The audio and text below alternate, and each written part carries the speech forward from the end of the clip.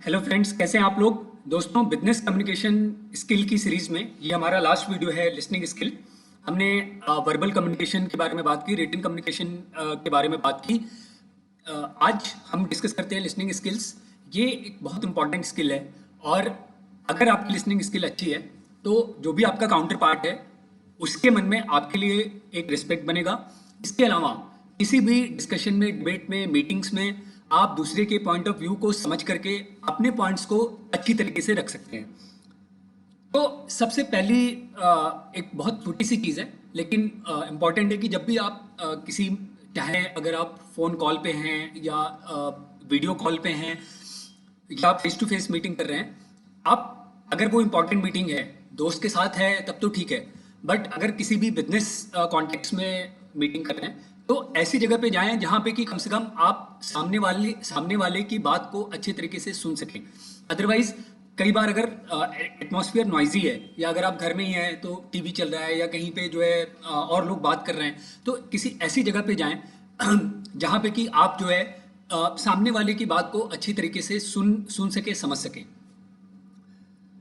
दूसरी चीज कि लिसन करते समय स्पेशली, चाहे अगर फेस टू फेस कम्युनिकेशन है उसमें भी अगर आप एकदम साइलेंटली बैठे रहेंगे, कोई एक्सप्रेशन नहीं देंगे, तो सामने वाले को लगेगा कि वो मोनोलॉग कर रहा है। मोनोलॉग मतलब कि वो मतलब अपने आप ही बोल रहा है, पता नहीं दीवार से बात कर रहा है। तो जब आप कुछ बॉडी लैंग्वेज के थ्रू कुछ रिएक्शन देते हैं तो उससे ये पता लगता है कि शायद आप उसकी बात को समझ रहे हैं, एग्री कर रहे हैं या शायद एग्री नहीं कर रहे हैं। तो उससे क्या होता है कि वो इंगेजमेंट एक होती है ना।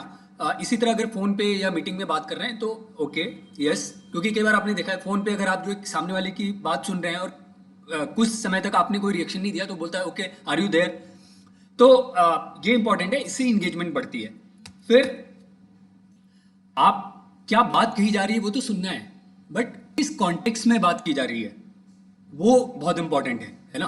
तो कॉन्टेक्स्ट को भी कई बार समझने की जरूरत है। और अगर आपको जो बात हो रही है उसका कॉन्टेक्स्ट नहीं पता है तो यू कैन आस्क कि okay, are you talking about this aspect. इसके अलावा इमोशन, फेस टू फेस अगर आप कम्युनिकेट कर रहे हैं तो बॉडी लैंग्वेज आपको दिखेगी, है ना। तो आपको इमोशन, किस तरीके से बात की जा रही है, किस इमोशन से, किस टोन में, अलॉन्ग विद बॉडी लैंग्वेज, ये सब आपको गेज करना है, देखना है, समझना है। और अगर फोन पे या वीडियो कॉल पे बात हो रही है, फोन पे बात हो रही है, उसमें भी आपको जो है यू ट्राई टू गेज कि इमोशन क्या है। उससे भी कई बार जो है हमारे बॉडी लैंग्वेज और इमोशन भी बहुत सारी चीज़ें कन्वे करते हैं जो वर्ड्स कन्वे नहीं कर पाते हैं। तो ये क्या है कि ये एक एक्टिव लिसनिंग का पार्ट है। एक्टिव लिसनिंग की मतलब आप केवल पैसिवली जो बात कही जा रही है उसको नहीं सुन रहे हैं, आप जो है एक टोटल अटेंशन के साथ जो है पूरे कॉन्टेक्स्ट के साथ आप उसको समझ रहे हैं।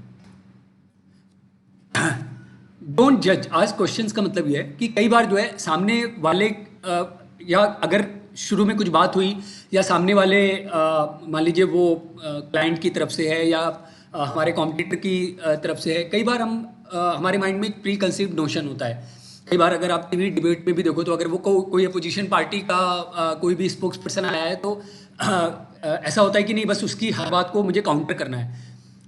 ओके, आपको काउंटर हो सकता है कि आपका एम हो कि उसकी हर बात को काउंटर करना है, लेकिन अगर आप उसकी बात को सुन करके काउंटर करेंगे तो आप ज़्यादा इफेक्टिवली अपनी बात को रख पाएंगे और उसका ऑडियंस के ऊपर ज़्यादा अच्छा इंप्रेशन पड़ेगा, है ना। इसी तरह अगर आप जो है किसी मीटिंग में बैठे हुए हैं तो अगर आप सामने वाले की बात को सुन करके, तो हो सकता है कि उसमें उसका कोई प्रपोजल हो, उसका कोई कंसर्न हो, तो उसको समझ करके आप अपनी बात को रखेंगे तो आप उस कम्युनिकेशन को और रिच बनाएंगे। तो इसीलिए आप उसको जज मत कीजिए, उसकी बात को पूरी समझिए। और इन बिटवीन अगर आपको समझ में नहीं आ रहा है तो आस्क क्वेश्चन कि ओके, जैसे मान लीजिए कोई बात हुई, अब अगर कम्युनिकेशन हो रहा है, आप उसको सुन रहे हैं, अटेंटिवली सुन रहे हैं फोकस के साथ, इन बिटवीन अगर कोई बात आपको कोई चीज़ समझ में नहीं आई तो इट इज़ ओके, आप उसको इंटरप्ट करें। Okay, so do you mean to say that this.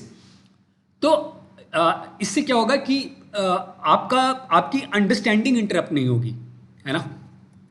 और लास्ट टॉपिक जो है वो यही है कि डोंट इंटरप्ट द स्पीकर।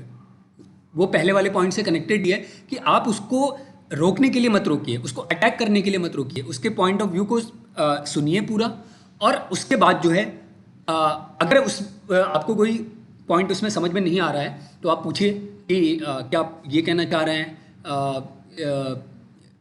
तो या डू यू मीन टू से दिस।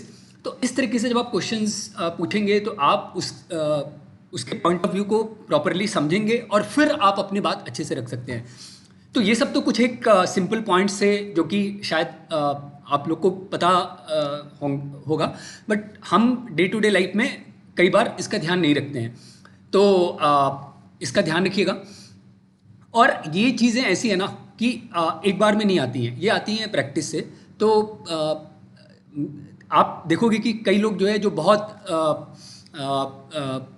शांत होते हैं या जो बहुत काम होते हैं, जिनका अपनी इमोशन के ऊपर कंट्रोल रहता है, they will be able to give you very good attention अगर आप उनके साथ आपका कम्युनिकेशन हो रहा है। तो फोकस के लिए, अनडिवाइडेड अटेंशन के लिए मेडिटेशन बहुत अच्छी चीज़ है। तो आप और पर्सनल लाइफ के लिए भी बहुत अच्छी चीज़ है मेडिटेशन, तो इसको कीजिए। और कोशिश कीजिए कि जब भी आप कहीं भी किसी भी इंपॉर्टेंट डिस्कशन में हैं या कोई भी चीज़ पढ़ रहे हैं या कोई भी टॉपिक को समझ रहे हैं, तो अगर आप उसको टोटल अनडिवाइडेड अटेंशन के साथ अगर आप उसको फॉलो करेंगे तो you will gain the maximum out of it. तो दोस्तों, ये हमारा लास्ट वीडियो था। आप अपने कमेंट दीजिए और बताइए कि अगर आपको कोई और चीज़ समझ में नहीं आई है या आपकी कोई और प्रॉब्लम्स हैं, कंसर्न्स हैं, कमेंट्स में बताइए और हम उसके ऊपर रेलेवेंट कंटेंट बना के लाएंगे। थैंक यू दोस्तों।